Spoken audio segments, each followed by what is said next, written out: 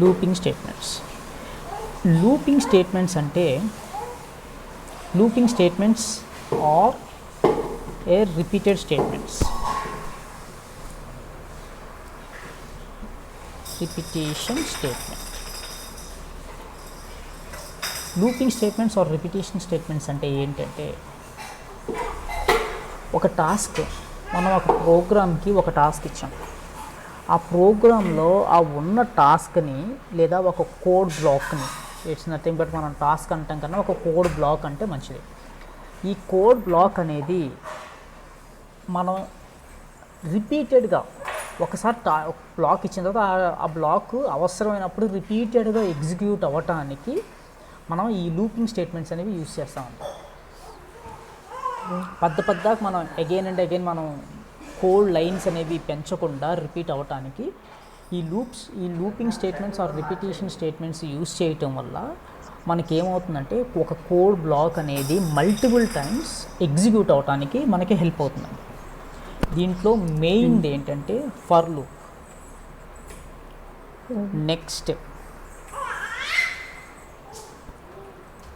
While loop, and then next do while loop.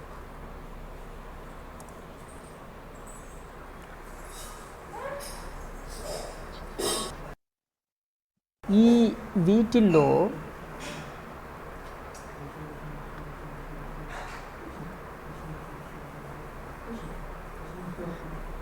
ఈ for loop, do while loop, ఆ తర్వాత మనకి ఇంకొక లూప్ స్టేట్మెంట్స్ ఉన్నాయండి. అవి ఏంటి అంటే jump statement.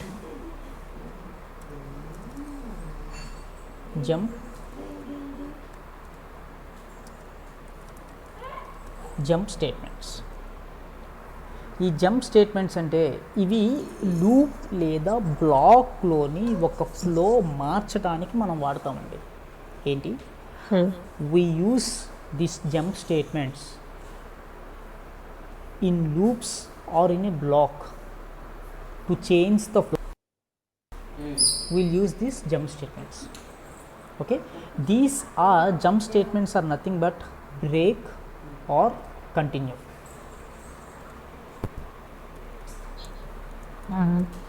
Break and continue. Break and continue. Okay, this is looping, this is jump statement. And one more thing is a return statement. Okay, and the other one is return statement. Okay, now we'll learn one by one. First one is loop statement, for loop. For loop is the main important one in Java programming. Okay, for loop అనేది ఒక repetition loop statement అండి. దీనివల్ల ఒక code బ్లాక్ని పదే like రిపీటెడ్గా execute చేయడానికి లేదా రిపీటెడ్గా రన్ చేయడానికి ఒక కండిషన్ ట్రూ ఉన్నంత వరకు మనం ఈ ఫర్ లూప్ అనేది ఎగ్జిక్యూట్ అవుతుందండి. కండిషన్ అనేది ఫాల్స్ అయినప్పుడు ఈ లూప్ స్టేట్మెంట్ అనేది ఎగ్జిక్యూట్ అవ్వకుండా ఎగ్జిట్ అయిపోతుందండి. ఇది ఎలా ఉంటుందంటే, ఫర్ లూప్ అనేది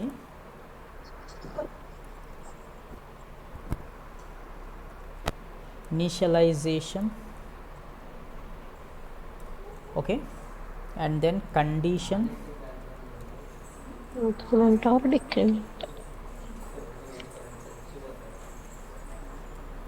initialisation, condition and update. Increment or decrement ఉంటుంది కదా, it's nothing but update. Okay, increment or decrement. People will say instead of update they will use increment or decrement. Okay, ఎప్పుడైనా సరే ఈ ఇనీషియలైజేషన్ అనేది ఒక్కసారి స్టార్టింగ్లో execute అవుతుంది. ఆ తర్వాత కండిషన్ చెక్ చేస్తుంది. కండిషన్ చెక్ చేసిన తర్వాత code to execute repeatedly.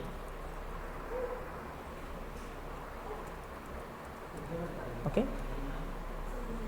ఈ ఇనీషియలైజేషన్ ఇనీషియలైజేషన్ అయిన తర్వాత కండిషన్ చెక్ చేస్తుంది. కండిషన్ చెక్ చేసిన తర్వాత కండిషన్ ట్రూ అయినప్పుడు మనకి బాడీ ఎగ్జిక్యూట్ అవుతుంది. బాడీ ఎగ్జిక్యూట్ అయిన తర్వాత అప్డేట్ వెళ్తుంది అనమాట. అప్డేట్ అయిన తర్వాత మళ్ళీ కండిషన్లోకి వెళ్తుంది. కండిషన్ అయిపోయిన తర్వాత కండిషన్ ట్రూ అయితే బాడీలోకి ఎగ్జిక్యూట్ అవుతుంది. అర్థమవుతుందండి? సో ఫస్ట్ ఇనీషియలైజేషన్ అనేది ఫస్ట్ అండి. ఇనీషియలైజేషన్ అనేది ఫస్ట్.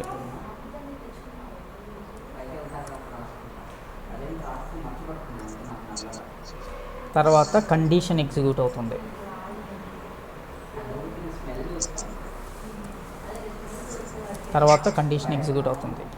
కండిషన్ ఎగ్జిక్యూట్ అయిన తర్వాత కండిషన్ ట్రూ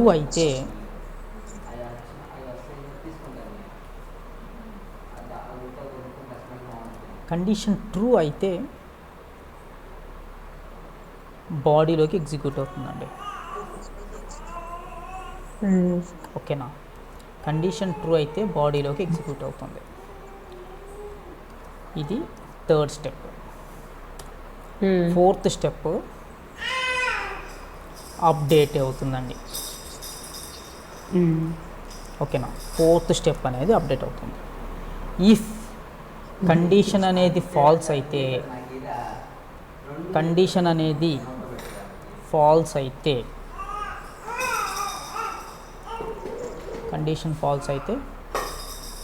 ఎగ్జిట్ అయిపోతుంది కోడ్. ఓకేనా? ఇది ఎలా ఉంటుందంటే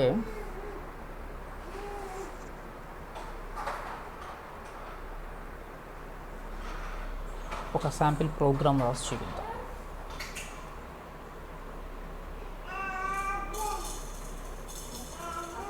ఇది చాలా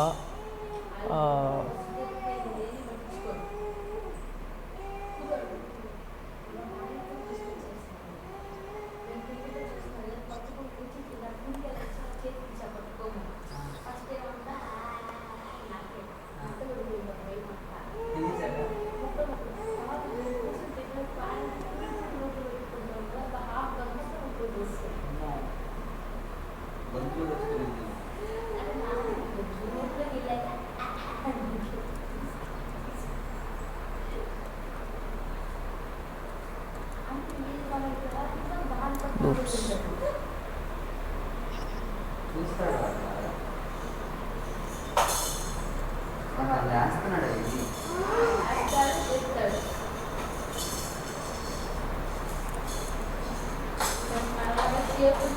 loop example.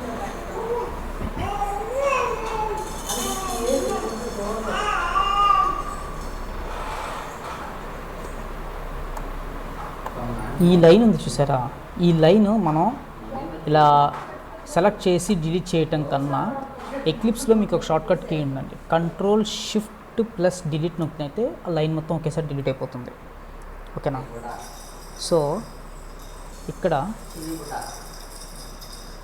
int I is equal to 1,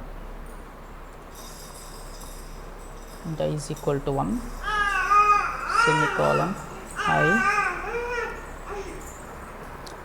less than or equal to 5 and then I plus plus.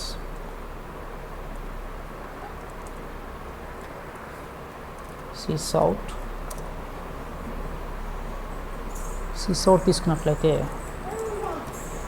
Number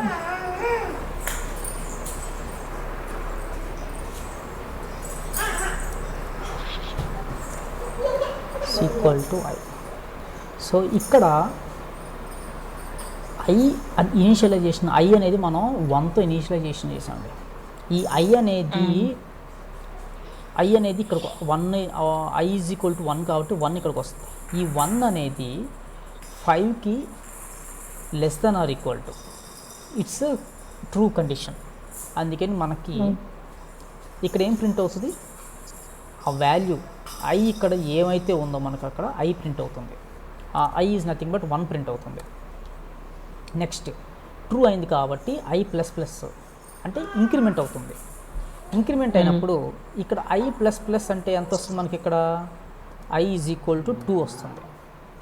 2 అనేది 2 less than or equal to 5 కాబట్టి మనకి ఇక్కడ కండిషన్ ట్రూ అయింది కాబట్టి ఈ బాడీలోకి 2 అనేది ప్రింట్ అవుతుందండి.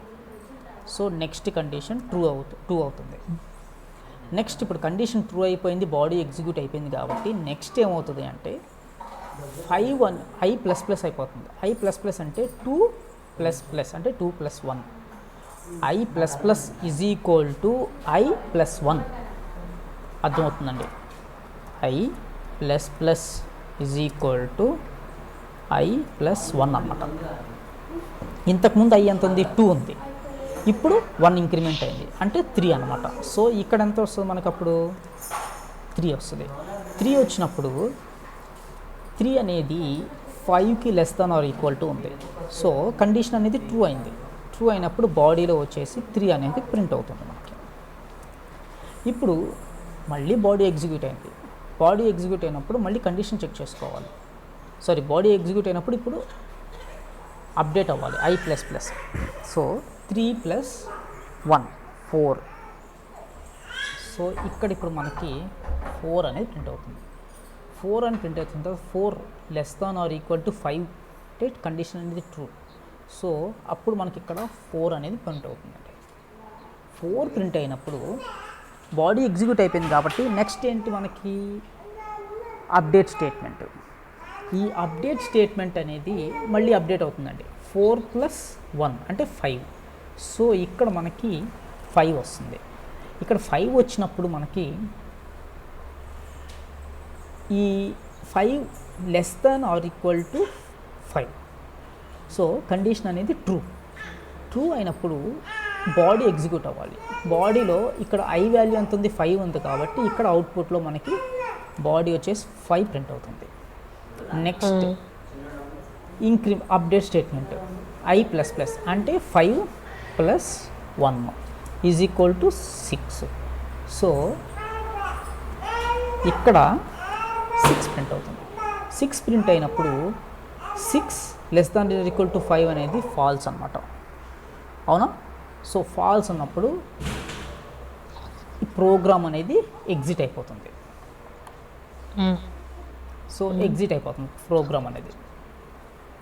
ప్రోగ్రామ్ ఎగ్జిట్ అయిపోయినప్పుడు మనకి ఇంకా అవుట్పుట్ ఏమనేది ప్రింట్ అవ్వదు అనమాట. సో మనకు అవుట్పుట్ ఏమొస్తుంది ఇక్కడ 1 2 3 4 5. సో అవుట్పుట్ మనకి ఇది ప్రింట్ అవ్వాలి. అవునా? చూద్దాం అవుట్పుట్ ఏం ప్రింట్ అవుతుందో.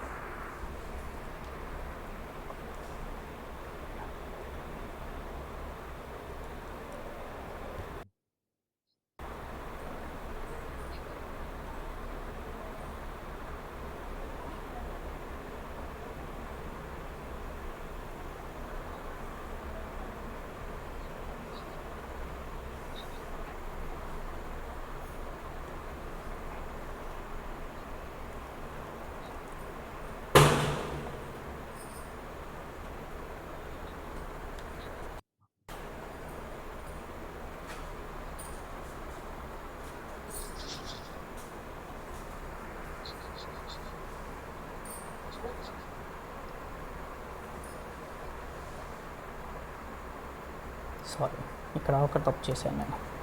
ఇక్కడ 1 పెట్టాలి, 6 పెట్టాను.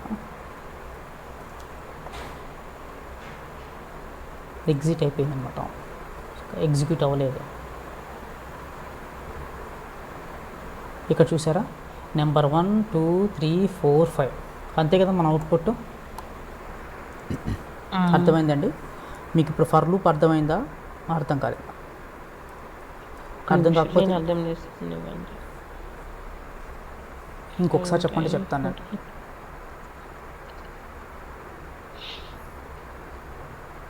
ఇంకొకసారి చెప్పమంటే చెప్తాను నేను. అవుట్పుట్ ఎందుకు అలా వచ్చింది? ఇక్కడ నెంబర్ కాలమ్ ప్లస్ అని ఇచ్చాను కాబట్టి అలా వచ్చింది. Number colon I.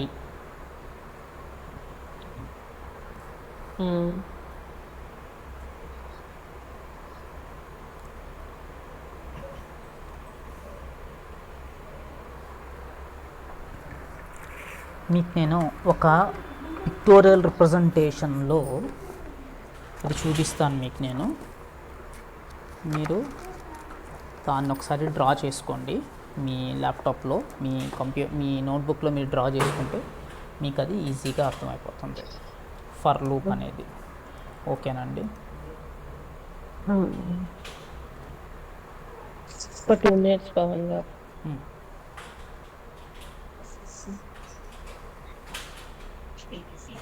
Hello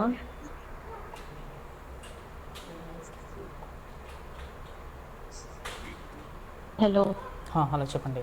hello చెప్పండి. ఒక 2 minutes అండి, నేను ఫేస్ వాష్ చేసుకొని వస్తా. Okay no worries.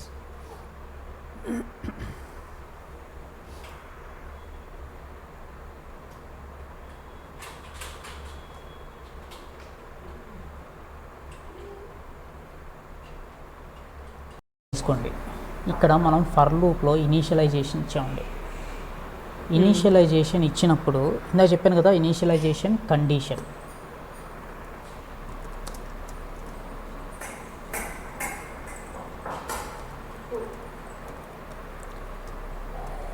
Initialisation condition update.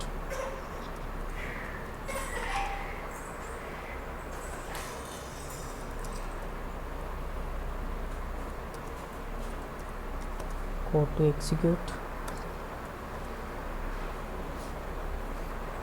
So ఇక్కడండి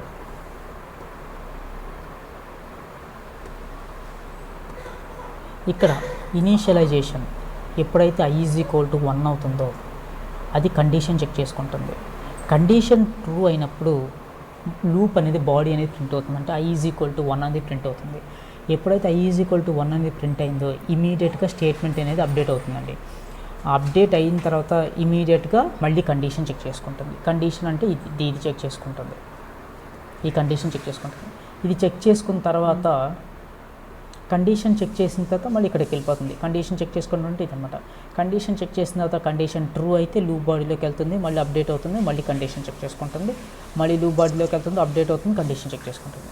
ఎప్పుడైతే కండిషన్ అనేది ఫాల్స్ అవుతుందో అప్పుడు లూప్ అనేది ఎగ్జిట్ అయిపోతుందండి. అర్థమైందండి? ఇంకోసారి చెప్పమంటే చెప్తాను. పర్లేదు, బేసిక్ ఫర్ అయితే ఇంకొంచెం ఏమైనా అడ్వాన్స్డ్ ఎగ్జాంపుల్ ఏమైనా కావాలా, అవసరం లేదా? ఇవ్వండి. సో ఇక్కడ i =